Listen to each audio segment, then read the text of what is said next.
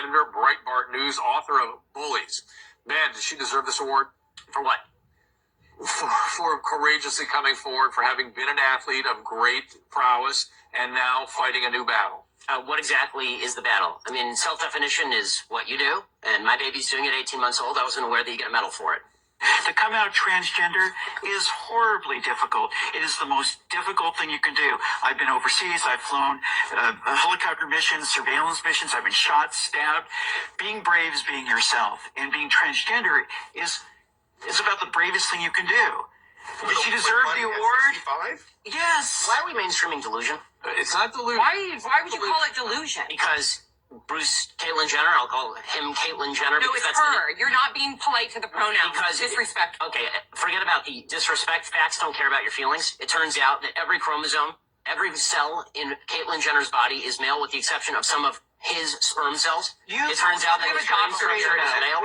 It turns out that he still has all of his male appendages. How he feels on the inside is irrelevant to the question of his biological status. I don't agree with that. I'm not on that train. I'm not on that train. She wants to be called she. I'm going to call her she. I just have a problem with the message and the messenger. So let's I'm going to do two things. I want to reiterate what Zoe said, which is the bifurcation of the courage to come forward after a lifetime as a male and a certain kind of a male, versus did she deserve this award?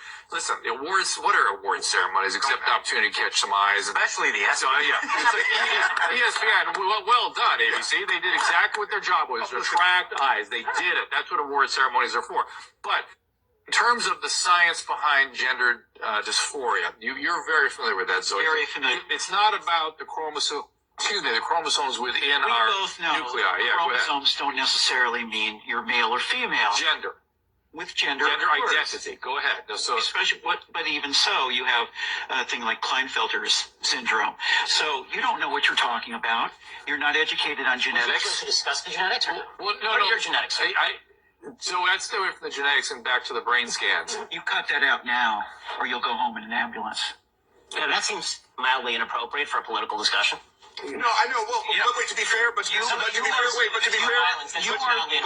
you're actually being rude. And that's not fair. I'm sorry, it's not rude to say that someone who's biologically a male is a male. Someone who's biologically male is a male. But Mr. Shapiro, you knew very well that saying that to Zoe would be egregiously insulting. It's not a matter of insulting or inflammatory. It is. Sir, you're right. On paper, what is a fact is a fact, and I can't deny that. But you knew that going in, that just saying that to Zoe would be aggressively insulting. It's a matter of aggressively insulting. It is. The entire discussion is whether we are embracing mental illness and delusion as a society. That's the entire discussion. Ben Shapiro is editor-at-large at Breitbart.com and the author of Bullies, How a Less Culture of Fear and Intimidation Silences America. So why am I off the rails, Mr. Shapiro? Honestly, Pierce, you've kind of been a bully on this issue, because what you do, and I've seen it repeatedly on your show, I watch your show, and I've seen it repeatedly, what you tend to do is you tend to demonize people who differ from you politically by standing on the graves of the children of Sandy Hook, saying they don't seem to care enough about the dead kids. If they cared more about the dead kids, they would agree with you on policy. I think we can have a rational political conversation about balancing rights and risks and rewards of all of these different policies, but I don't think that what we need to do is demonize people on the other side as being unfeeling about what happened in Sandy Hook. How dare you accuse me of standing on the graves of the children that died there? How dare you? I've seen you do it repeatedly, Pierce. Like I say, how dare you?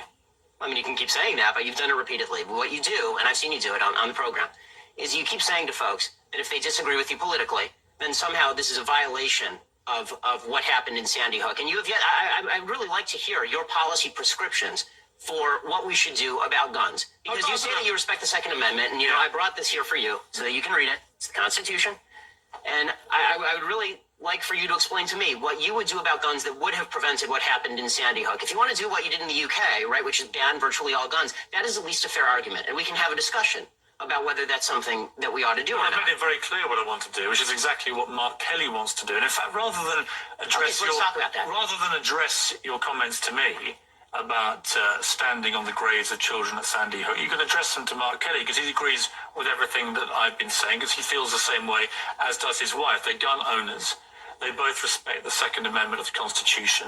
They don't want to take away anybody's right to defend themselves with guns. Well, they want to take away certain types of guns, obviously. They want to take away assault weapons, which are capable with magazines like we saw at Aurora and Sandy Hook of unleashing a ridiculous amount of. Well, this is a question I wanted to ask you, Pierce, because I've seen you talk about assault weapons a lot, and I've seen Mark Kelly talk about assault weapons. The vast majority of murders in this country that are committed with guns are not committed with assault weapons; they're committed with handguns. Okay, so, are you willing to ban handguns in this country across the country? No, that's not what I'm asking for. Why not? Let me ask you. Don't you care about the kids who are being killed in Chicago as much as the kids in Sandy Hook? Yes, I do. Then why don't you care about banning the handguns in Chicago? I wanted to share with you. According to Pew Research, the net worth of white families in 2013 was $141,000.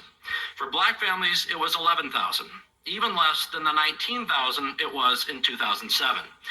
According to economist Edward Wolf of the University of New York, excluding vehicles and other durables, the median black family worth is just $1,700, while 40% of black families have zero or negative wealth.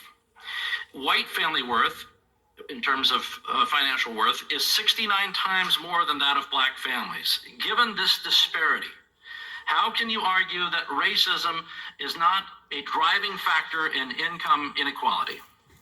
Because it has nothing to do with race and everything to do with culture. And when you have a culture that doesn't, you know what? Explain to me. You explain to me why black kids aren't graduating high school.